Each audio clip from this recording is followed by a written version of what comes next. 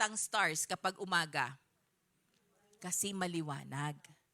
Pag gabi, madilim na, lumilitaw na yung stars. It is in the darkest nights that produce the brightest star.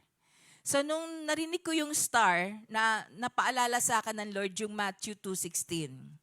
When Herod realized that he had been outwitted by the Magi, he was furious and he gave orders to kill all the boys in Bethlehem and its vicinity who were 2 years old and under, in accordance with the time he had learned from the Magi.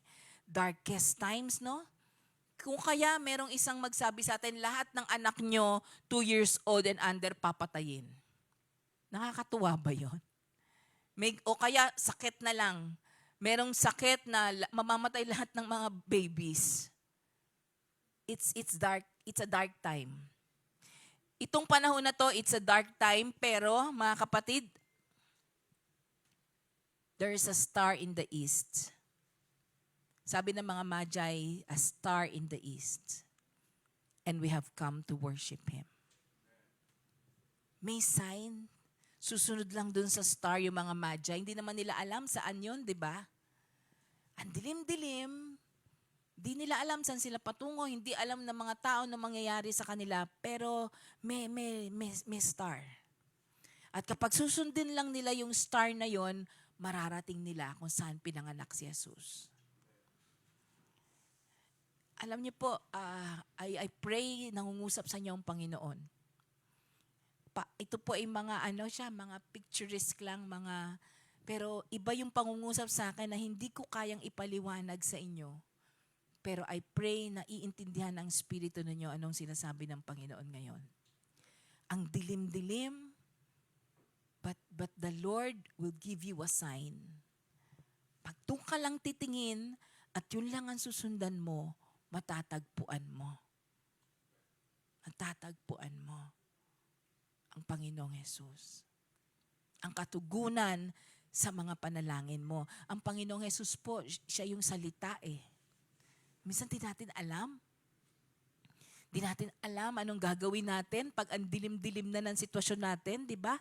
Pag hindi natin alam ang gagawin natin sa ating buhay, alam nyo, kanya-kanya tayong pasanin. Meron po sa atin talagang mabigat yung dinadala. At meron po sa atin, hindi niya alam anong gagawin niya. Titingin lamang siya at mag-iintay sa senyales na gagawin ng Panginoon at susunod lamang yon. Susundan lamang.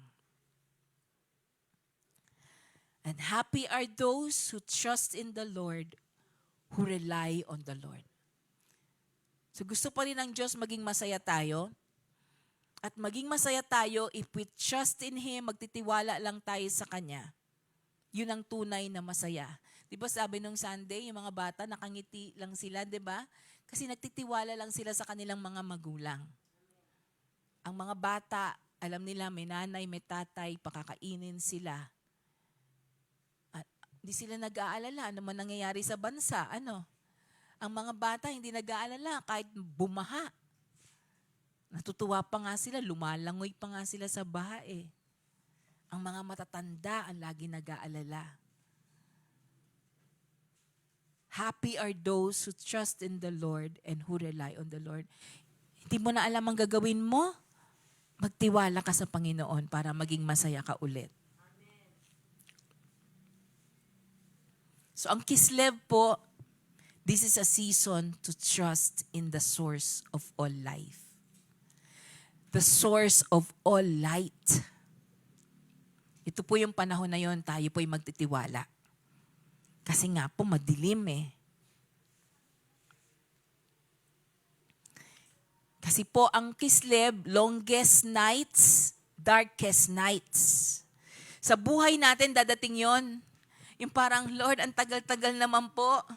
Bakit po hindi mabago tong sitwasyon ko? Akala ko, Lord, bukas okay na. Pero bakit, Lord, hindi pa rin po okay? Lord, 1 linggo na. Hindi pa rin po ayos yung problema ko. Lord, 1 buwan na. Lord, 1 taon na po.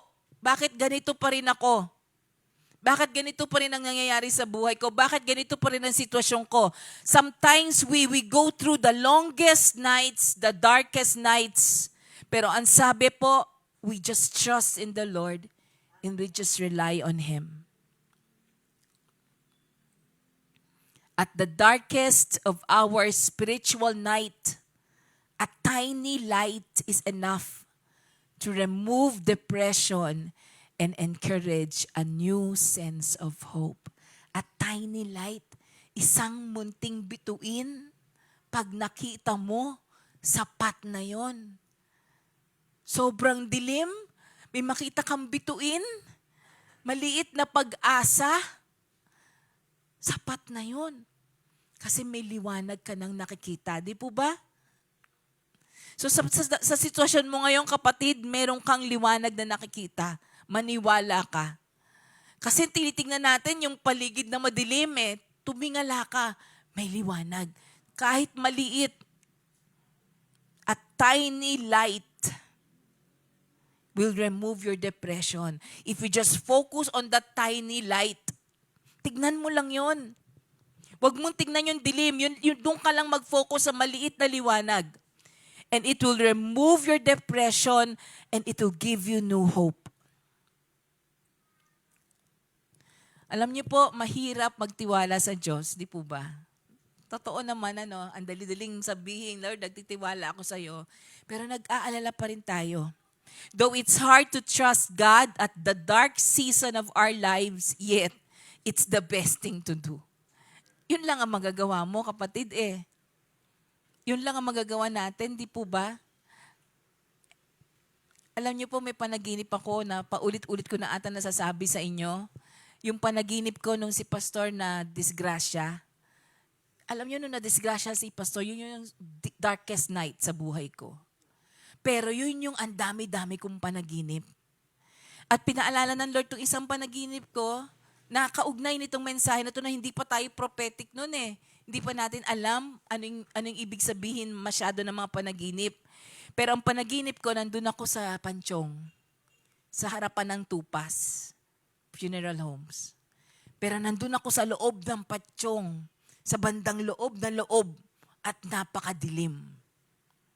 At meron lang akong isang kasama, sa tingin ko si pastor yun eh. Pero hindi ko nga makita dahil sobrang dilim. Sabi ko, hindi na ako makagalaw. Paano to? Ang dilim-dilim. Tapos sabi ng boses, hawakan mo lang yung kamay ko at lumakad ka pag lumakad na ako. Tanda ko yun. Hawakan mo lang ang kamay ko, tapos alam niyo ba, nandito ako eh. Nandito siya, ginanon niya yung kamay niya. Nahawakan ko yung kamay niya. Hawakan mo lang ang kamay ko at lumakad ka na pag lumakad na ako. At habang nararamdaman natin yun, di ba? Malakad na siya, lumalakad na rin ako. Wala akong makita. Hanggang sa makalabas na kami dun sa Tupas, yung sakaling pa ganon, na may liwanag na galing sa poste ng Meralco. Tapos hindi ko na talaga nakita sino yung kasama ko, kung si pastor ba yun o si Lord. Tapos nagising na ako. Pag wala na tayo makita, the best thing to do is to trust the Lord. The best thing to do, hawakan na lang natin ang kamay niya at sumunod lang tayo kung saan niya tayo dadalhin. No po? Isang din natin alam saan tayo pupunta eh. Lord, saan po ba? Then we'll just wait on Him. And He will provide for everything.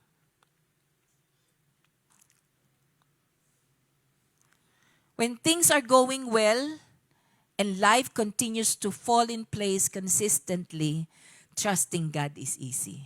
Sino po dito ang walang problema?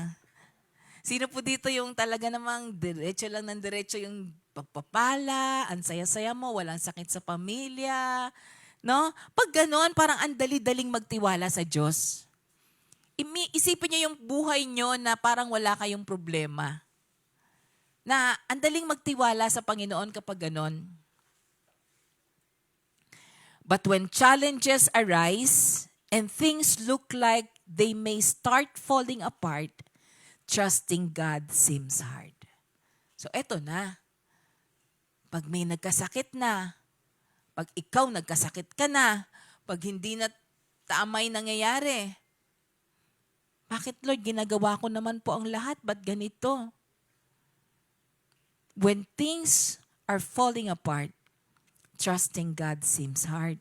Ang hirap na magtiwala sa Diyos. Pero anong sabi sa Isaiah?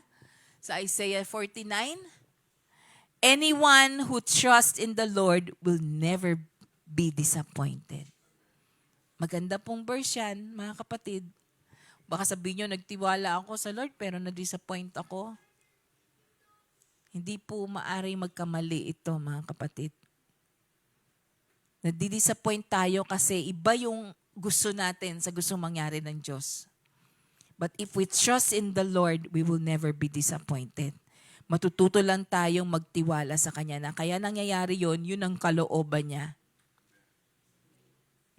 Sabi po ni Spurgeon, to trust God in the light is nothing. Baliwala po yung nagtitiwala ka sa Diyos kapag kumpleto ka sa lahat. But to trust Him in the dark, that is faith. May tiwala kang talaga sa Diyos kapag wala na. Ganun po tayo dati. Kaya po ang ganda nung sabi, di ba, yung panalangin na, Lord, dalhin mo kami dun sa unang pag-ibig namin. Ganun po kami dati nung ako'y walang trabaho. That was the darkest times, yung mga panahon yun, but we just trust the Lord. Yung panahong talagang may sakit ng mga anak ko, tapos wala akong panggamot man lang. Nakikita ko nang nakukumbulsyon yung anak ko, hindi ko siya madala sa doktor.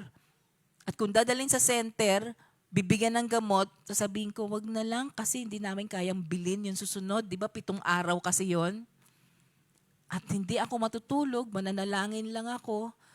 Gusto ko mawala yung lagnat niya ng mga anak ko. Ganon tayo noon eh.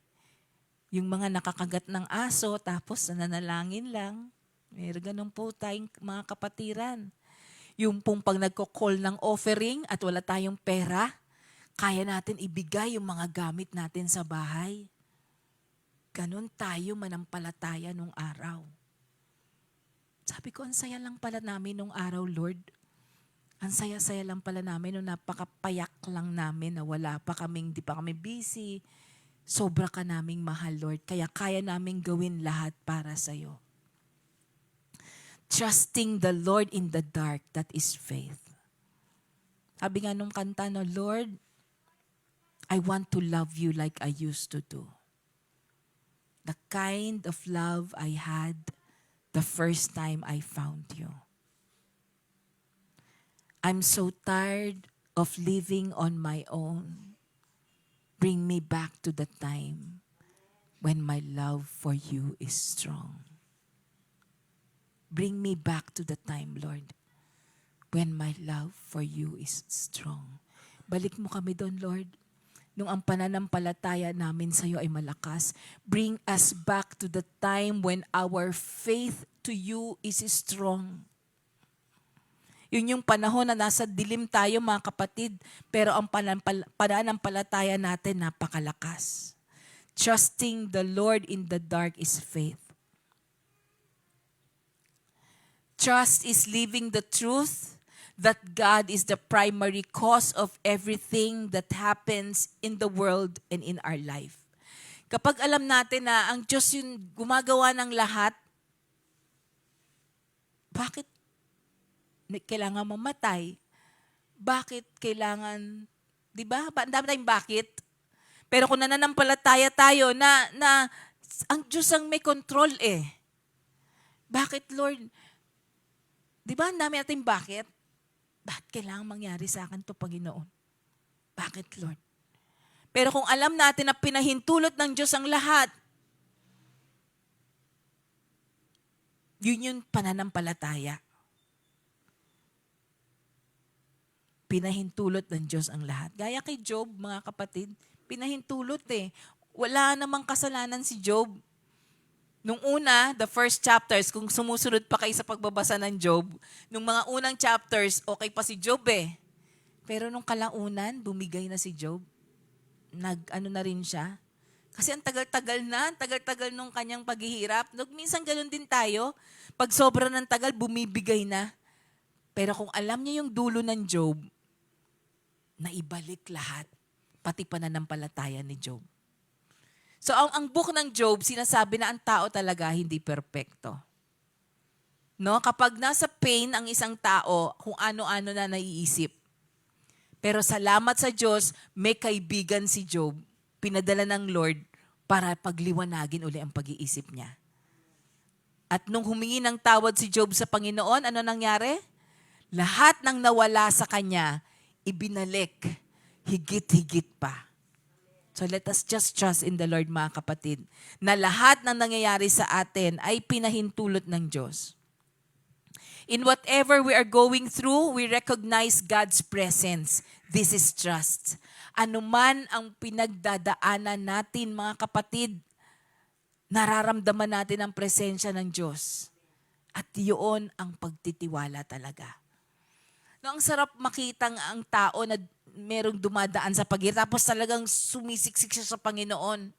Na Lord, wala po akong ibang magagawa kundi lumapit sa'yo. Na Lord, wala pong ibang makakatulong sa akin kundi ikaw lang.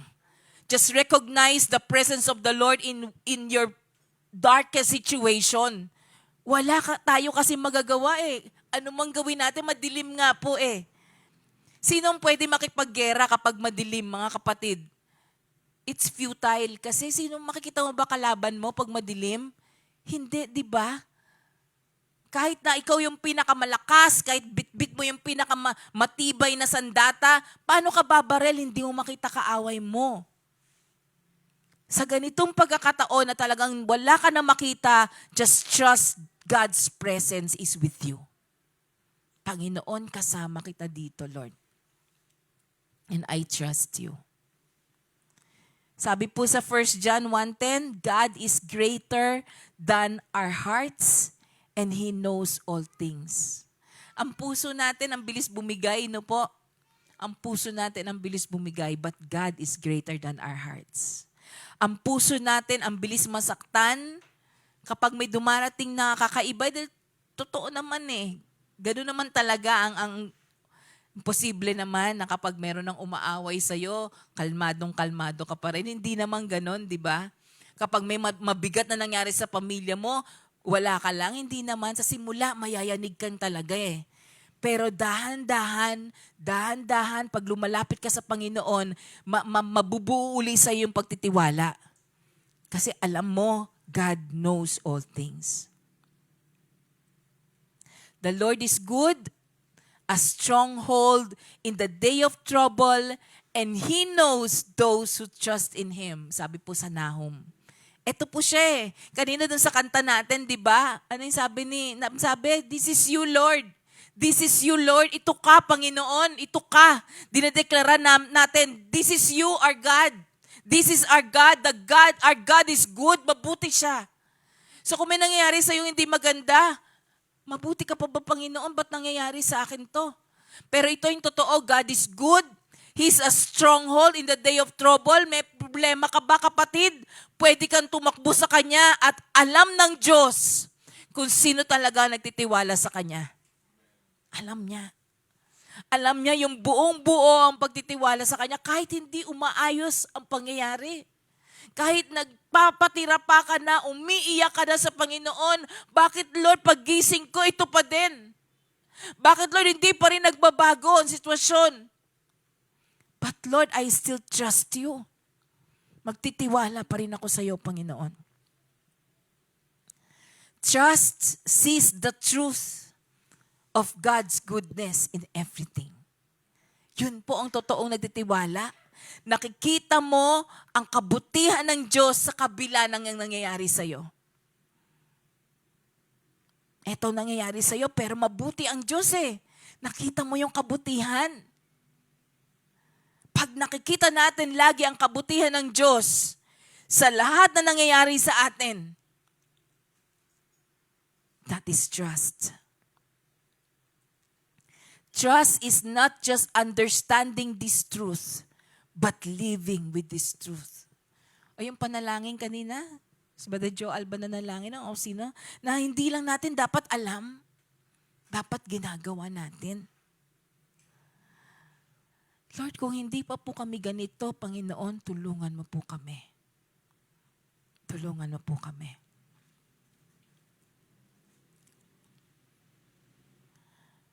Sabi po sa Psalm 32:10, the Lord's unfailing love. But the Lord's unfailing love surrounds the one who trusts Him. Kilala niya kung sino ang nagtitiwala sa Kanya at pinapalibutan niya ng Kanyang pag-ibig ang taong nagtitiwala sa Kanya. Yun ang dapat nating maramdaman, mga kapatid. Yung pag-ibig na nakabalot sa atin, na hindi ka mayayanig. Sino po dito yung naka-experience ng laro pag Pasko na merong binigay sa yung itlog at mga papel? At sabi, ihulog mo yung itlog mula dito pababa. At kung sinong hindi mababasag yung itlog, panalo. Kaya ba natin yun? Ihulog natin yung itlog pag ganon? Tapos hindi mababasag yung itlog? Basag yun, di ba? Pero anong dapat natin gawin? Ibalot yung itlog sa papel. Madaming papel. Pag maraming ng papel, pag binagsak mo ng ganon, mahuhulog pa ba? Mababasag pa ba yung itlog? Kasi may protection na siya eh. Yun mga kapatid, parang dapat alam natin nakaprotekta sa atin ng Diyos. Na kapag mahulog man tayo, hindi tayo mababasag. Kasi dama mo yung pag-ibig ng Diyos na nakapalibot sa'yo. Everything in our lives comes from God. Alam mo po ba yon? Lahat-lahat ng meron ka galing sa Diyos.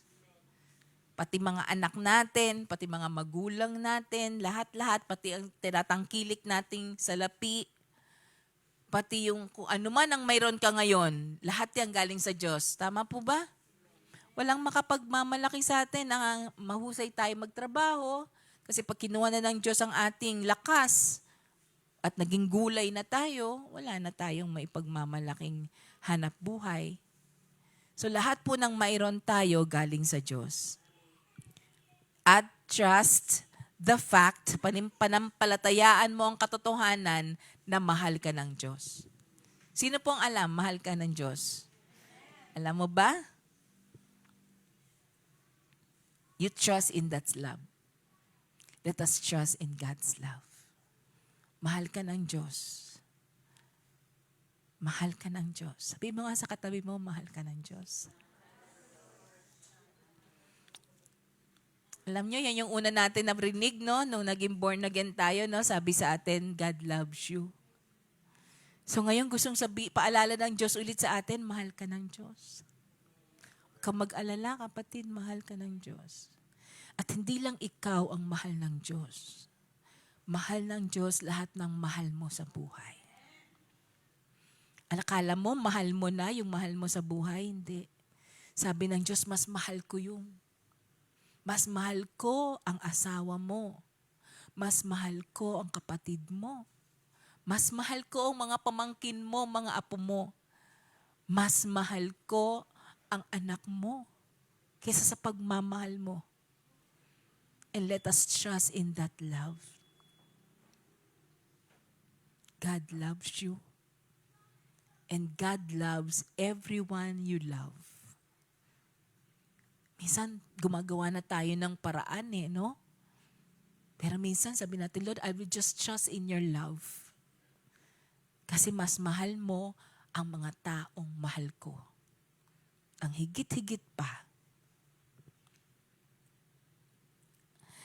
In the end of every situation, how bad it may seem, kahit na nandun ka na sa napakasamang sitwasyon ng buhay mo, His love will be revealed. May papakita pa rin ng Diyos yung pag-ibig niya. His love will be revealed. Sabi po sa Psalm 50, call upon me in the day of trouble, and I will deliver you, and you shall glorify me. Tawagan mo lang ako ng tawagin, anak. Tawagan mo lang ako ng tawagan at manampalataya ka. Ilalabas kita sa sitwasyon mong yan at papupurihan mo ko.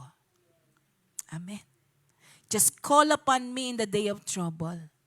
I will deliver you and you will glorify me.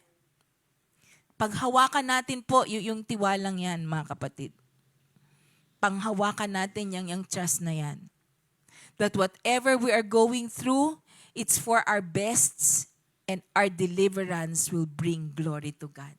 Na pag natapos yung pinagdadaanan mo, kapatid, if you are now in a very depressing situation, pag natapos yan, napakabigat niyan, napakatinding papuri ang mabibigay mo sa Panginoon. Amen? Amen. Kaya nga minsan, ganun katindi yung problema natin na para pag nailabas tayo doon ng Diyos, grabe. At magiging patotoo ka na ang Diyos ko buhay. Ang Diyos ko may ginawa. Tapos pagkatapos doon, okay na ba lahat? Hindi. Dadaling ka niya uli sa mabigat uling sitwasyon. Para pagkatapos doon, papurihan mo pa siya uling lalo. Hindi matatapos yun, kapatid Hindi matatapos yung mabibigat na sitwasyon natin sa buhay. Pabigat pa nga siya ng pabigat. Pero pag nandun na tayo sa sitwasyon na yon, sabi mo lang, Lord, ilalabas mo ko dito. Kasi papupurihan kita. Kaya hindi pa man tapos itong problema ko, Panginoon, papupurihan na kita. Papupurihan na kita dahil alam ko po, Diyos, gaya ng ginawa mo kay Job, gaya ng ginawa mo kay Joseph, Panginoon, gaya ng ginawa mo sa mga taong kilala ko, gagawin mo rin sa akin, Panginoon. And I will bring glory to you, Lord. Kislev, the longest nights. At pag mahaba ang gabi, masarap matulog. Sinong mahilig matulog? Minsan nagagalit tayo sa mga taong tulog ng tulog. Pero minsan kasi, wala na. Mahaba kasi ang gabi. Alam niyo po, nung nag-seminar ako sa Baguio, 5 araw kaming magse-seminar doon. Ano nangyari sa akin? Natatandaan nyo? Binagyo kami. Sobrang lakas ng bagyo sa Baguio. Grabe. Sobra pong talaga. So ano nangyari pag may malakas na bagyo? Brown out. O anong gagawin namin? Brown out. Wala silang generator. Wala pong charger. Hindi kami makapag-charge. Anong gagawin namin? Tulog. Tulog pong talaga. Kain, tulog. Hindi kami makapagkwentuhan. Ang dilim-dilim naman kasi. Wala nga man, may kandila ka naman, pero nakakatamad ba? Di ba yung ganon? Longest nights, pag brown out, tulog na lang. O pag bagyo, di po ba? Tulog na lang. Magluluto ka pa ba kung binabaha ka na? Wala nang magagawa Longest nights, season of sleep. So ito yung kapatid, matutulog tayo. Sino yung tuwan-tuwa matulog? Ito na yon, samantalahin nyo itong season na to. Anong ibig sabihin ng tulog, mga kapatid? Anong binibigay sa atin kapag tayo natutulog? When we do not trust, our minds are filled with worries and doubts. No? Sino yung nakakatulog pag may problema? No? Hindi ako nakatulog kagabi, isip ako ng isip.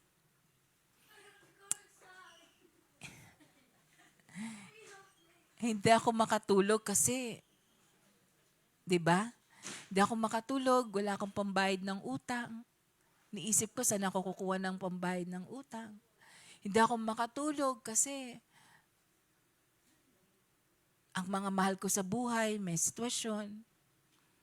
Hindi ako makatulog kasi ang church namin, parang, di ba? Sino talaga nakakatulog kapag ang dami-daming alalahanin? Ano po? Wala talaga. Pero sabi, this is the longest nights and we just have to sleep. Na kapag ang dilim-dilim na, wala ka nang magagawa kundi matulog. Paglabanan mo man, gawin mo man ang gusto mong gawin, wala pa rin nangyayari. So ano sabi ng Lord? Tulog na anak. Tulog na anak. Hayaan mo na ako. Nagawa mo na lahat, hayaan mo na ako. Kapag mayroon tayong worry, it prevents us from deep, pleasant rest. Minsan naman nakakatulog. Ako, nangyari sa akin to, mga kapatid. May mga sobrang problema ko. Tulog ako, maya nagigising ako, umiiyak na ako. Yung palang subconscious ko, naaalala pa rin yung problema ko. Iiyak ako, tapos minsan napapasigaw na lang ako. Nakita ko dati pa to, years ago, sarili ko nakadapa at may sibat sa likod ko. Yung parang hindi ko kayang gumalaw. At kung yun na yung nakikita nyo sa sarili nyo, na hindi kayo makagalaw, just rest. Just rest. Kasi hindi mo naman kayang tanggalin yung sibat sa likod mo di ba? Hindi mo kaya Lalo ka magpumiglas, lalo lang babaon yung sibat sa likod mo. Tama po ba? So just rest at hayaan mo may bumunot nun. Pag tumayo ka, lalo ka mamamatay. Hayaan mong may bumunot nun. Huwag ka magpumiglas. At ang kamay ng Diyos ang magtatanggal nun. The enemy tries to pin us down on the ground, but the hand of the Lord will remove. At tatayo ka ulit, kapatid. Tatayo ka ulit. To make our sleep more pleasant, we must cultivate our capacity of trust. Sa pag marunong ka na magtiwala sa Diyos, makakatulog ka na. Pag hinayaan mo na sa Diyos ang lahat, baka sabihin ng iba, wala ka namang pakialam, nakakatulog ka na, ganyan na nga ang sitwasyon, nakakatulog ka pa, magtiwala ako sa Diyos Nagtitiwala ako sa Diyos. Nagtitiwala ako sa Diyos. Sabi po sa Psalms, in peace, I will lay down and sleep, for you, O Lord, will keep me safe. Ano pakaganda, no? Kapag payapa ka, makakahiga ka, makakatulog ka, kasi alam mo, ang Diyos ang magliligtas sa'yo. In peace, I will lay down and sleep, for you, O Lord, will keep me safe. Hallelujah. Trusting God in the dark. Part of walking in faith is trusting God in the dark. We can't see Him, but we have to believe anyway. Yun po yung trusting God in the dark. Hindi natin makita.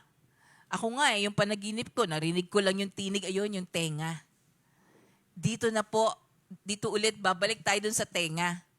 Dapat malakas yung pandinig natin. At ang naririnig mo, ano yung sabi kanina, tengang maliwanag, tengang madilim, di ba? Dapat yung tenga natin naka-in-tune sa tinig ng Diyos. Alam naman natin yun Alam naman natin kapag tinig ng Diyos, di ba? Nagbibigay yun ng kapayapaan. Doon tayo makikinig. Trusting God in the dark is listening to Him and following His voice. We cannot see Him, but we have to believe anyway. Hindi mo makita Lord, anong solusyon nito, Panginoon? Lord, anong susunod na mangyayari? Parang gusto na natin agad-agad. Hindi natin alam at hindi pinapakita sa atin ng Panginoon, but we just have to trust Him anyway. Tapos pagkatapos niya, sabi mo, nakaraos din. Makakaraos ka dyan, kapatid. Maniwala ka. At masasabi mo, Lord, nakaraos nga po ako. Deepest darkness sets the stage for the greatest possible revelation of light. Intahin mo, kapatid, yung napakaliwanag. Kapag sobrang dilim na nga daw, sabi po, darating na yung madaling araw. Magbubukang liwayway na. Kapag sobrang dilim na, pabukang liwayway na. Kaya konting-konti na lang. Pag ang dilim-dilim na nangyayari sa'yo, it's the stage for the greatest possible revelation of light. Magugulat ka. Ang liwaliwanag ng muli. When God pushes you to the edge of difficulty, pag sobra na, tinutulak ka na, trust Him fully kasi dalawang bagay lang ang mangyayari. He'll catch you when you fall or He will teach you how to fly. Kapag wala na Lord, wala na akong mapuntang, bakit na tinutulak mo ko? Tuturuan kanyang lumipad o kaya sasambuting ka niya kasi hindi niya hayaang mapahama ka. Pray, then let it go. Huwag mong imamanipulate or force the outcome. Huwag mong pilitin. Minsan ganun tayo, no? Gumagawa na tayo ng sarili nating paraan. Just trust God to open the right doors at the right time. Amen? Huwag nating mamanipulahin ang mga bagay-bagay na yung sarili na natin ang nasusunod. We pray and then we let it go. And then we wait. We just trust the Lord that He will open the right door. Paano mo malalaman na hindi tama yung pintuang bumubukas? Alam na alam ng puso mong ikaw lang yung nagpumilit magbukas noon. Winasak mo yung nakasarang pintuan. Alam na alam mo yon, kapatid. Alam natin ano? Alam natin mga kapatid, no? Kapag tayo lang yon. Kasi minsan, ang tagal mo naman, Lord eh. Tulungan na kita, ha? Kasi Lord, ito yung tama, Lord, oh. Ang tagal mo naman, Panginoon, eh. Minsan may ganun tayo, mga kapatid. Ano po? But now, we will just pray and then we will let it go. Lord, nagtitiwala ako sa'yo. Hindi mo ako pababayaan. Hindi mo po pababayaan mapahiya ako, Lord. Kasi pangalan mo po nakasalalay. Dahil nagtitiwala ako sa'yo. Amen? Ito po si Pastor.